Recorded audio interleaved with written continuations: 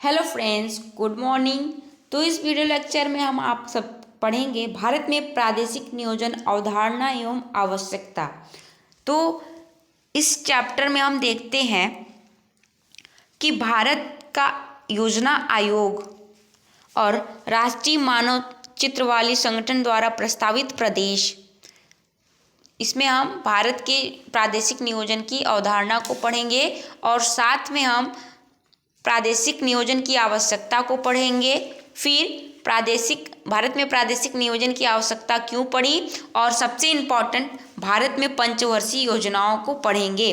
तो जो पूरे 12 पंचवर्षीय योजनाएं बनी हुई हैं भारत में, उन्हें हम पूरा डिटेल में पढ़ेंगे। तो यह वीडियो आप सबके लिए बहुत ही इम्पॉर्टेंट होने वाली है, क्योंकि भारत में प्रादेशिक नियोजन से की अवधारणा या आवश्यकता से एक क्वेश्चन जरूर आ सकता है आपके सभी के एग्जाम में, और भारत की पंचवर्षीय योजनाएं जानना भी जरूरी है नॉलेज के लिए। तो आप सभी लास्ट तक बने रहिए इस वीडियो में। और उसके बाद दूसरा लास्ट चैप्टर 12 चैप्टर है भारत में बहुस्तरीय नियोजन, वह भी बहुत ही इम्पोर्टेंट है, तो उसे भी जानना जरूरी है। तो चैनल पे बेल आइकन प्रेस कर दीजिए और सब्सक्राइब कर दीजिए और अपने फ्रेंड्स को शेयर कर दीजिए। जितना अधिक शेयर करेंगे उतना ही अच्छा होगा।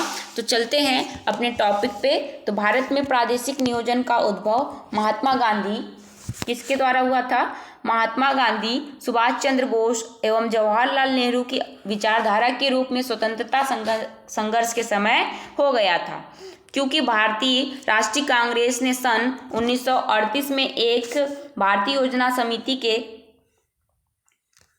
संगठन की बात कही थी। स्वतंत्रता मिलने के बाद सन 1951 में देश में क्रमबद्ध रूप से आर्थिक विकास करने के लिए प्रथम पंचवर्षीय योजना पारित की गई।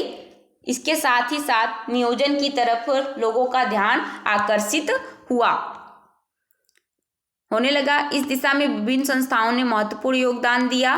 कुछ संस्थाओं के माध्यम से प्रादेशिक नियोजन के क्षेत्र में निम्नलिखित कार्य किए गए जो महत्वपूर्ण थे। तो पहला भारत का योजना आयोग, प्लानिंग कमीशन ऑफ इंडिया, जो कि अब भारत का योजना आयोग न रहकर अब नीति आयोग बन गया है।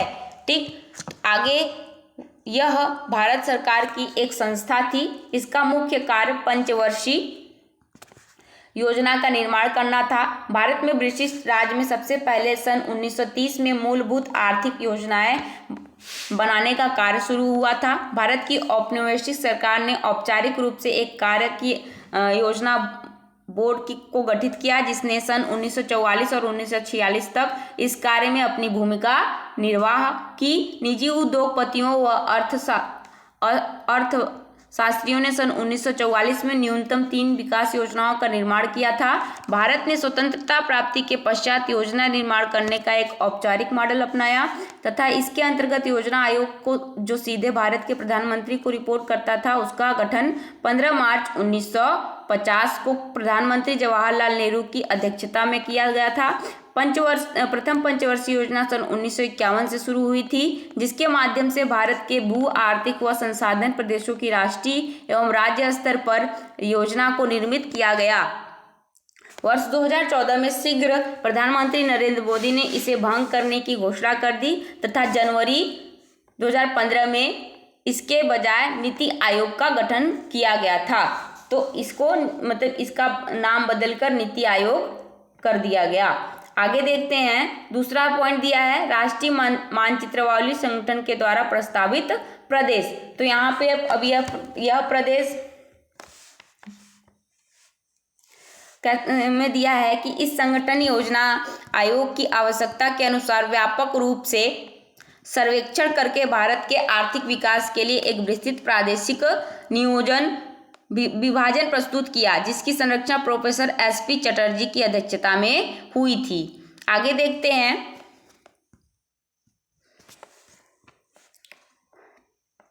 तीसरा है भारतीय सांख्यिकी संस्थान। यह संस्थान राष्ट्रीय अथवा राज्य स्तर अथवा देश के कई क्षेत्रों के लिए प्रस्तुत भू आर्थिक संसाधन प्रदेशों से संबंधित योजनाएं प्रतिपादित की गई। इसकी स्थापना 17 दिसंबर 1931 में की गई थी। चौथा है भारत के महापंजीकी कार्यालय रजिस्ट्री ऑफ इंडिया, इस कार्यालय के द्वारा प्रादेशिक स्तर पर विकास क्षेत्रों का विचार व मात्रात्मक का प्रयास किया गया, जिसमें सन 1968 में स्वर्गीय डॉक्टर पी सेन गुप्ता व सोवियत भूगोलवेत्ता डॉक्टर सादुयुक द्वारा प्रतिपादित की गई प्रादेशिक योजनाएं अत्यंत महत्वपूर्ण रहीं।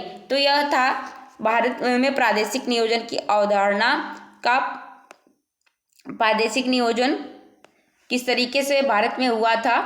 आगे हम देखते हैं। अब पांचवा है केंद्रीय जल एवं शक्ति निगम, फिर छठा है व्यवहारिक आर्थिक अनुसंधान की राष्ट्रीय परिषद के द्वारा प्रस्तावित प्रादेशिक नियोजन संबंधी कार्य। अब हम आगे देखेंगे प्रादेशिक नियोजन की अवधारणा। तो प्रादेशिक नियोजन की अवधारणा को देखते हैं तो क्या दिया हुआ है। वाइन ए पैट्रिक के अनुसार शब्दों में प्रादेशिक नियोजन प्रदेश के प्राकृतिक संसाधन के उपयोग, प्राकृतिक पर्यावरण रूपांतरण, उत्पादन शक्तियों तथा उसके विवेकपूर्ण संगठन पर आधारित है। एल्डन व मॉर्गन ने अपने लेख में इस बात पर बल दिया कि प्रादेशिक नियोजन को न तो केवल आर्थिक नियोजन और न ही केवल भौतिक नियोजन के रूप में स्वीकार किया जा सकता है, बल्कि यह एक ऐसा नियोजन है जिसकी रुचि का केंद्र भौतिक, सामाजिक, सांस्कृतिक, आर्थिक और राजनीतिक तत्वों को किसी प्रदेश विशेष के बारे में एकीकृत रूप में सोच पर केंद्रित होता है। आगे देखेंगे। इस प्रकार की संकल्पना में किसी प्रदेश विशेष की कोई विशेष अनुभव पूर्व समस्याएं नहीं होती हैं जिनके समाधान के लिए परियोजना बनाई जाती है। इस प्रकार की संकल्पना में बहुस्तरीय पदानुक्रमण की कल्पना की जाती है। अतएव नियोजन में प्रदेश का घटक भी अंकित होता है। आगे देखते हैं। आगे ये इसके बारे में डिटेल दिया हुआ है। कुछ लोगों ने और मतलब प्रादेशिक नियोजन के बारे में बताया है। अब हम आगे आते हैं प्रादेशिक नियोजन की आवश्यकता। अब प्रादेशिक नियोजन की आवश्यकता क्यों पड़ी, तो यहाँ पर आवश्यकता के बारे में देखते हैं। तो विज्ञान की प्रगति के साथ ही साथ नगरों का तीव्र गति से विकास हुआ, जिससे नगरों की तरफ तीव्रता से प्रवास होने लगा तथा गांव खाली होने लगे तथा नगरों में अनावश्यक जमाव बढ़ने लगा, जिसके परिणाम स्वरूप नगरों व महानगरों के आसपास के ग्रामीण क्षेत्र अपेक्षित होने लगे। साथ ही जनसंख्या वृद्धि के कारण नगरों की समस्याएं बढ़ती चली गईं, जिससे क्षेत्रीय संतुलन अस्त व्यस्त होने लगा।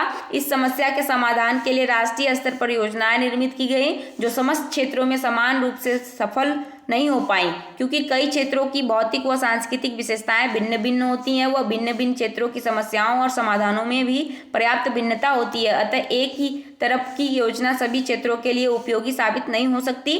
उसके बाद यह अनुभव किया गया कि संपूर्ण राष्ट्र को भिन्न भिन्न प्रदेशों व उप प्रदेशों में विभाजित कर संसाधनों एवं समस्याओं का अनुसार योजना बनाया जाए। तो आगे हम देखेंगे प्रादेशिक नियोजन की आवश्यकता के मुख्य बिंदु निम्न प्रकार के से दिए हुए हैं 1 2 3 करके, जिसे आप सभी क्या कर ले, ध्यान से देख लें और याद कर लें। आगे चल के देखते हैं। पूरे यहाँ 7-8 बिंदु दिए हुए हैं। अब देखेंगे हम प्रादेशिक नियोजन की आवश्यकता क्यों पड़ी। तो प्रादेशिक नियोजन की आवश्यकताएं निम्न प्रकार से हैं। तो पहला है स्थानिक संसाधनों के सदुपयोग हेतु, और दूसरा है भूवैज्ञानिक संगठन की मजबूती के लिए, तीसरा है जीवन गुणवत्ता में सुधार एवं वृद्धि के लिए, चौथा है संसाधनों तथा पारिस्थितिकी में संतुलन बनाए रखने के लिए, पांचवा है राज्य को सुदृढ़ आर्थिक आधार देने तथा देश की रक्षा करने के लिए, उसके बाद छठा है विभिन्न आर्थिक क्रियाओं में समाकलन के लिए, सातवां है विकसित क्रोड तथा अविकसित उपांत में संतुलन। फिर आगे हम देखेंगे भारत में पंचवर्षीय योजना। तो भारत में पंचवर्षीय योजना देखने से पहले एक इम्पॉर्टेंट बात आप सभी को बता दूं कि जो question previous year question paper है वह भी मेरे चैनल में है। आपको डिस्क्रिप्शन बॉक्स में लिंक मिल जाएगा, या फिर आप चैनल के प्लेलिस्ट में जाकर देख सकते हैं। पूरे चैप्टर्स 1 से लेकर 12 तक पूरे चैप्टर जो है अपलोड किए गए हैं। रीजनल जियोग्राफी के साथ ही remote sensing and GIS second paper के भी बुक के पीडीएफ नोट्स जो है आपको मिल जाएंगे, और साथ में previous year question paper solution भी मिल जाएगा।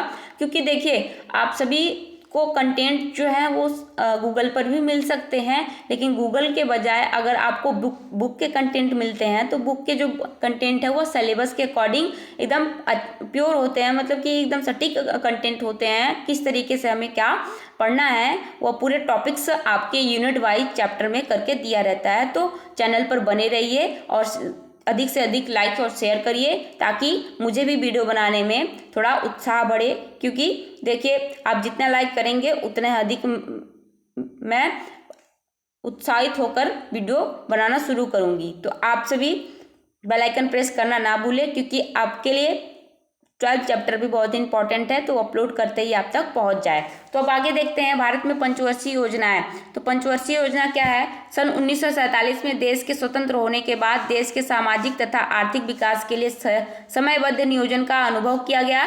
देश में स्वतंत्रता प्राप्ति के समय व्यापक निर्धनता, अशिक्षा, अत्यंत कम राष्ट्रीय व प्रति व्यक्ति आय व संपत्ति के वितरण में अधिक असमानता, बेरोजगारी, कृषि तथा औद्योगिक क्षेत्र में पिछड़ेपन, देश के बहुमुखी विकास जैसे कई देश व्यापी समस्याओं का समाधान करने के लिए योजनाबद्ध रूप से देश का विकास करना देश के सबसे बड़ी चुनौती थी।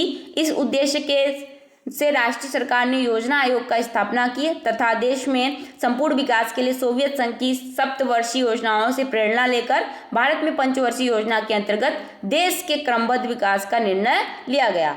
प्रथम पंचवर्षीय योजना 1951 से 1956 की शुरुआत 1 अप्रैल 1951 से की गई थी। विभिन्न पंचवर्षीय योजनाओं के अंतर्गत विकास से संबंधित लक्ष्यों और प्रमुख कार्यों का संक्षिप्त विवरण इस तरीके से है। तो हम प्रथम पंचवर्षीय योजना देखेंगे। तो प्रथम पंचवर्षीय योजना 1951 से 1956 तक चली। First 5 year plan. तो देखते हैं इस योजना में क्या था। तो इस योजना के शुरू होने से पूर्व देश के विस्थापितों के आगमन और अत्यधिक खाद्य संकट की समस्या अग्रणी थी। मुद्रास्फीति तथा महंगाई बहुत तीव्रता से बढ़ रही थी। अतएव इस योजना में विस्थापितों को बसाने, तीव्र कृषि विकास द्वारा खाद्यान्न के उत्पादन में वृद्धि कर खाद्य समस्याओं को कम करने तथा मुद्रास्फीति दर को नियंत्रित करने के लिए विशेष जोर दिया गया था।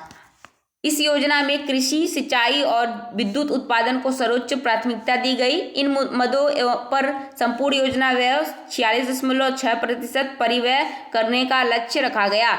इसी योजना के दौरान भाखड़ा, नागल, दामोदर घाटी, कोसी, हीराकुंड जैसी बहुउद्देशीय परियोजनाओं व सिंदरी के उर्वरक कारखानों की स्थापना की गई थी। इस योजना में औसत वृद्धि दर 3.7% थी, जबकि लक्ष्य मात्र 1.2% ही था। इस योजना में क्रमबद्धता एवं नियोजन के व्यापक उपागम को नहीं स्वीकृत किया गया तथा इसमें दीर्घकालीन आर्थिक विकास के लक्ष्य की परिकल्पना भी की गई थी। अब हम देखेंगे द्वितीय पंचवर्षीय योजना। तो द्वितीय पंचवर्षीय इस योजना में समाजवादी समाज की स्थापना का दृष्टिकोण अपनाया गया था, जिसके अंतर्गत अंतर्राष्ट्रीय आय में 25% और प्रति व्यक्ति आय में 11% वृद्धि का लक्ष्य रखा गया था। योजना के अंत में राष्ट्रीय आय में 19.5% और प्रति व्यक्ति आय में 7.8% की वृद्धि दर्शाई गई थी। तो जो भारत में पंचवर्षीय योजना है यह आपके कॉम्पिटिटिव एग्जाम में के साथ साथ आपके ग्रेजुएशन के एग्जाम्स और साथ में ही इंटर के एग्जाम के लिए भी बहुत ही महत्वपूर्ण है। तो ये सबके लिए यह चैप्टर बहुत ही महत्वपूर्ण है। आगे देखते हैं। देश के आर्थिक विकास को अधिक सुदृढ़ बनाने के लिए उद्देश्य मूलभूत और भारी उद्योगों के विकास पर विशेष ध्यान दिया गया। औद्योगिक तथा खनन क्षेत्र में विनियोग को प्रथम पंचवर्षीय योजना की तुलना में 2 गुना कर दिया गया था। तो यहाँ पर अब आगे हम देखेंगे तृतीय पंचवर्षीय योजना। तृतीय पंचवर्षीय योजना में क्या दिया है? तृतीय पंचवर्षीय योजना जो है 1961 से 1966 तक चली। तो इस योजना में खाद्यान्नों में आत्मनिर्भरता हासिल करने व राष्ट्रीय आय में 30% की वृद्धि करने का लक्ष्य सुनिश्चित किया गया था।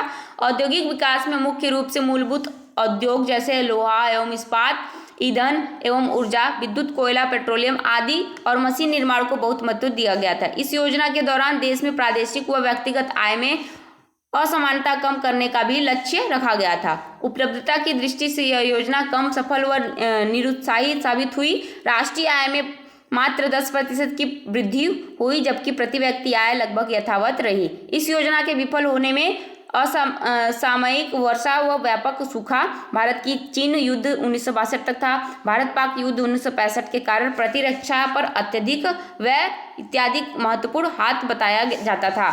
इस योजना को योजना आयोग ने असामान्य बताया। सूखा व सिंचन सुविधाओं की कमी के कारण कृषि उत्पादन में गिरावट के कारण खाद्यान्नों में भी आत्मनिर्भरता हासिल करने का लक्ष्य अपूर्ण रह गया था। आगे देखते हैं 3 वार्षिक योजनाएं। अब 3 वार्षिक मतलब कि पंचवर्षीय 5 वर्ष वाली योजनाओं के साथ साथ 3 वर्षीय योजनाएं जो थी उसको देखते हैं। तो ये 3 वर्षीय जो है 1966 से 1969 तक चली।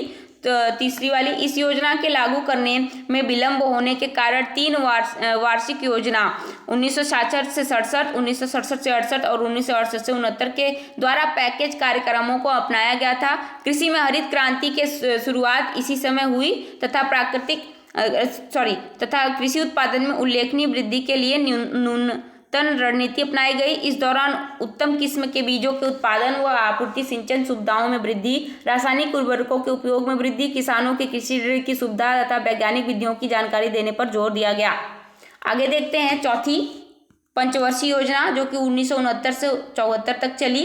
इस योजना के लक्ष्य कृषि उत्पादन के उतार चढ़ाव को नियंत्रित करना, आर्थिक गतिविधियों को सुदृढ़ बनाना, पिछड़े तथा अल्प विकसित क्षेत्रों में भी विकास की गति को तीव्र करने के लिए उद्योग का विकेंद्रीकरण और विदेशी सहयोग की अनिश्चितताओं के प्रभाव को कम करना पंचवर्षीय योजना था। इस योजना में दीर्घकालिक उपलब्धियों का लक्ष्य रखा गया, जिसके अनुसार चौथी पंचवर्षीय योजना में 5.5% वार्षिक वृद्धि और 5वीं योजना में 6% वार्षिक वृद्धि को हासिल करना था। आगे देखते हैं चौथी पंचवर्षीय योजना हो गया। अब देखते हैं 5वीं पंचवर्षीय योजना। 5वीं पंचवर्षीय योजना, इस योजना का प्रमुख उद्देश्य निर्धनता या गरीबी उन्मूलन एवं आर्थिक आत्मनिर्भरता प्राप्त करना था। इस योजना में सकल घरेलू उत्पाद में प्रत्येक वर्ष 5.5 वृद्धि का लक्ष्य रखा गया। तो आप सभी को सभी योजनाओं में, पंचवर्षीय योजनाओं में आप सभी को उनका उद्देश्य और उनमें कितनी वृद्धि और कितनी कमी हुई यह भी आप सभी को याद रखना पड़ेगा, क्योंकि यही तो जरूरी होता है। और किस क्षेत्र में क्या सुधार किया गया यह भी इन योजनाओं के अंतर्गत आता है। ठीक, आगे देखते हैं छठी पंचवर्षीय योजना। छठी पंचवर्षीय योजना की शुरुआत कांग्रेस के पुनः सत्ता में आने पर हुई थी, जो कि 1980 से 85 तक चली। इसमें अर्थव्यवस्था में संरचनात्मक परिवर्तन लाने को आवश्यक माना गया। इस योजना का मुख्य लक्ष्य गरीबी उन्मूलन, रोजगार निर्माण, प्रौद्योगिकी व आर्थिक आत्मनिर्भरता को हासिल करना था। सकल घरेलू उत्पादन में 5.5% वार्षिक वृद्धि का लक्ष्य रखा गया। स्वास्थ्य सुविधाओं में सुधार के द्वारा जीवन प्रत्याशा 53 वर्ष से बढ़ाकर 55 वर्ष करने व गरीबी रेखा से नीचे रहने वाली जनसंख्या का प्रतिशत 48 से कम करके 30 तक लाने का लक्ष्य रखा गया था। आगे देखते हैं 7वीं पंचवर्षीय योजना जो कि 1985 से 90 तक चली। तो 7वीं पंचवर्षीय योजना का मुख्यतः विकास, आधुनिकीकरण, आत्मनिर्भरता व सामाजिक न्याय के सिद्धांत पर आधारित थी। इस सिद्धांत को ध्यान में रखकर बनाई गई इस योजना में कृषि उत्पादकता, खाद्यान्नों के उत्पादन तथा रोजगार के अवसर में वृद्धि करने के लिए कार्यक्रम बनाए गए। ऊर्जा विकास को अति विशेष माना गया और इसलिए इस मद पर संपूर्ण परिव्यय का लगभग 30% खर्च किया गया था। आगे हम देखेंगे 2 वर्षीय योजना जो कि 1990 से 1995 तक चली। फिर उसके बाद है 8वीं पंचवर्षीय योजना। 8वीं पंचवर्षीय योजना में मानव विकास को सर्वोच्च प्राथमिकता दी गई, जिसमें जनसंख्या नियंत्रण, स्वास्थ्य, शिक्षा, साक्षरता व मौलिक जन आवश्यकताओं को पूरा करने का लक्ष्य रखा गया। अब 9वीं पंचवर्षीय योजना जो कि 1997 से 2002 तक चली। 9वीं पंचवर्षीय योजना का मुख्य लक्ष्य विकास के साथ ही सामाजिक न्याय व समानता को स्थापित करना भी था।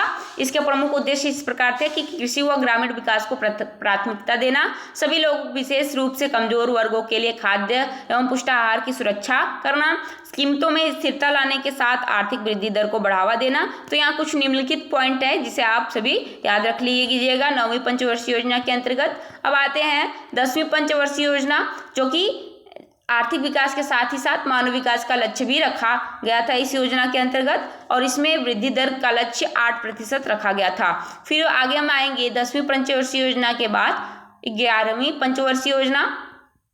11वीं पंचवर्षीय योजना का सबसे प्रमुख लक्ष्य निर्धारिता उन्मूलन रखा गया था। इसके साथ ही सकल घरेलू उत्पाद की वार्षिक वृद्धि दर को 10% सुनिश्चित किया गया था। कृषि क्षेत्र की वार्षिक वृद्धि दर 4% तथा औद्योगिक क्षेत्र की वार्षिक वृद्धि दर 12% हासिल करने का लक्ष्य रखा गया था।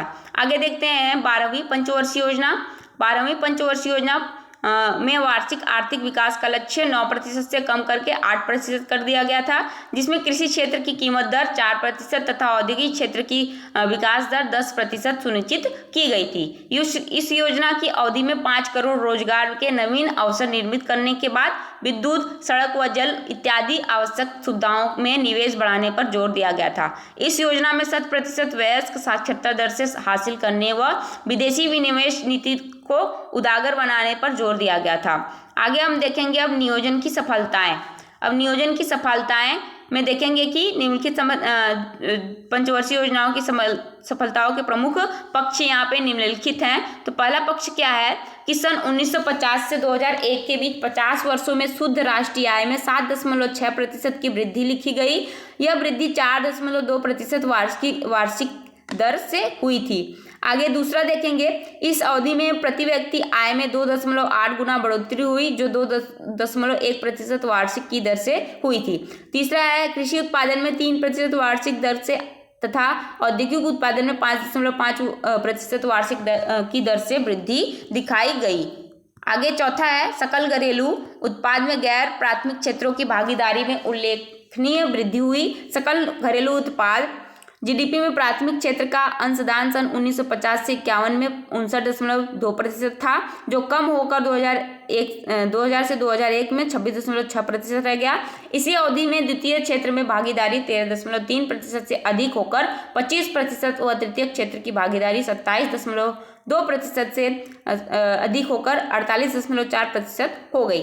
यह आर्थिक विकास का उपयुक्त संकेत है। पांचवा है भारत की आर्थिक विकास दर 1951 से 5% थी, जो वर्तमान में बढ़कर 8% के आसपास रहने लगी। छठा देखते हैं, देश में खाद्यान्न के उत्पादन में 4 गुना से अधिक बढ़ोतरी हुई, जिससे जनसंख्या वृद्धि के बावजूद देश खाद्यान्नों के मामलों में आत्मनिर्भर हो गया। सन 1950 एवं 1960 के दशक में देश खाद्यान्नों के अभाव से सामना कर रहा था, जबकि वर्तमान में निर्यात भी करने लगा है। 1950 से 51 में खाद्यान्नों का उत्पादन 510 लाख टन तथा 2008 से 9 में बढ़कर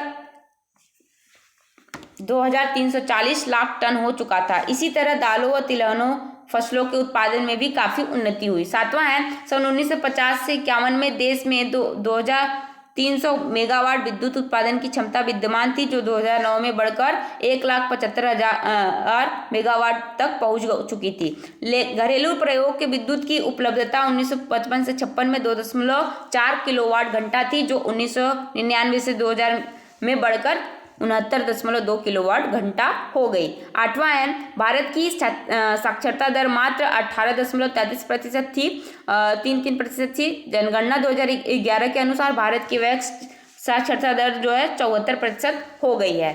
आगे हम उपयुक्त तथ्यों के अलावा निर्धनता उन्मूलन, रोजगार, स्वास्थ्य सुविधाओं व शैक्षिक सुविधाओं में भी वृद्धि हुई है, जो पंचवर्षीय योजना में किए गए परिवर्तनों का ही प्रतिफल है। तो पंचवर्षीय योजना से आप सभी के एग्जाम में क्वेश्चन हो सकता है कि आ जाए, और भारत में प्रादेशिक नियोजन से भी क्वेश्चन आ सकता है, तो आप सभी तैयार रहिएगा। अब है नियोजन की असफलताएं। अब नियोजन में सफलताएं देख लिए, अब नियोजन की असफलताएं। तो नियोजित विकास के 7 दशक पूर्ण होने वाले हैं, लेकिन कई क्षेत्रों में नियोजन या तो बहुत कम है या सफल हो पाया है या पूरी तरह रहा है। भारत में नियोजन अभी तक समानता और सामाजिक न्याय पर आधारित शोषण युक्त समाज को बनाने में लगभग असफल रहा है। इसकी असफलता के प्रमुख पक्ष निम्नलिखित है। पहला है देश की राष्ट्रीय आय व प्रति व्यक्ति आय में बढ़ने के बावजूद इसके असमान वितरण के कारण धनिक वर्ग व निर्धन वर्ग के मध्य की खाई पहले से और अधिक बढ़ गई है। अब क्या है कि गरीब और गरीब होता जा रहा है और अमीर होते जा रहे हैं। इससे समाज में समानता स्थापित करने का उद्देश्य पूर्ण नहीं हो पाया, क्योंकि नियोजन के लाभ समस्त सामाजिक वर्गों को एक समान नहीं मिल पा रहे हैं। दूसरा है देश में भारतीय नियोजन संतुलित विकास करने में असफल रहा है, क्योंकि उन्हीं प्रदेशों व क्षेत्रों का विकास काफी हुआ है जो पहले से काफी विकसित थे, और औद्योगिकरण कुछ निश्चित प्रदेशों, क्षेत्रों और महानगरों तक सीमित होकर रह गया है, जबकि कई क्षेत्र अभी भी औद्योगिकरण से पूरी तरह अछूते हैं। तीसरा है यथावत आवश्यक रोजगार बढ़ने से में भी भारतीय नियोजन लगभग असफल रहा है, क्योंकि प्रत्येक वर्ष बेरोजगार की संख्या में वृद्धि होती जा रही है। बढ़ते मशीनीकरण और कंप्यूटरीकरण के कारण शैक्षिक बेरोजगारी बढ़ने से स्थिति भयानक होती जा रही है। आज देश में 4.5 करोड़ से भी अधिक पंजीकृत बेरोजगार हैं, जबकि असंख्य गैर पंजीकृत हैं। चौथा है देश में वर्तमान समय में व्यापक निरंतरता विद्यमान है और देश की लगभग 26% जनसंख्या गरीबी रेखा के नीचे जीवन गुजार रही है। नियोजन एक राष्ट्रीय जीवन स्तर बनाने में अभी तक सफल नहीं हो पाया है। आगे देखेंगे, पांचवा, आर्थिक व सामाजिक असमानता को दूर करने में एवं अनाधिकृत मुद्रा को बाजार से बाहर निकालने में भारतीय नियोजन असफल रहा है। तो आपको नियोजन की सफलता, भारतीय नियोजन की सफलता और भारतीय नियोजन की असफलता अगर लिखने को आए तो आप इस तरीके से लिख सकते हैं, या पंचवर्षीय योजना बताने को आए तो आप इसके जरिए कर सकते हैं। अब यहाँ पे आपको इम्पोर्टेंट क्वेश्चंस दिया है कि इस तरीके से क्वेश्चंस आपके पूछे जाएंगे। और नेक्स्ट वीडियो लाऊंगी मैं 12th चैप्टर भारत में बहुस्तरीय नियोजन, जो कि बहुत ही इंपॉर्टेंट है, और यह चैप्टर भी आप सबके लिए बहुत इंपॉर्टेंट था। तो वीडियो को पूरा का पूरा देखिए और जाकर प्लेलिस्ट में पूरे चैप्टर्स पड़े हुए हैं, सभी चैप्टर्स को देखिए। बहुत ही मतलब कि आपको एकदम एग्जैक्ट आंसर मिलेगा और साथ में एक्स्ट्रा क्वेश्चन भी मिलेंगे करने को। ठीक, तो आगे हम लेकर आएंगे नेक्स्ट चैप्टर नंबर 12 भारत में बहुस्तरीय नियोजन, multi level planning. Thanks for watching video. मिलते हैं नेक्स्ट लेक्चर वीडियो में।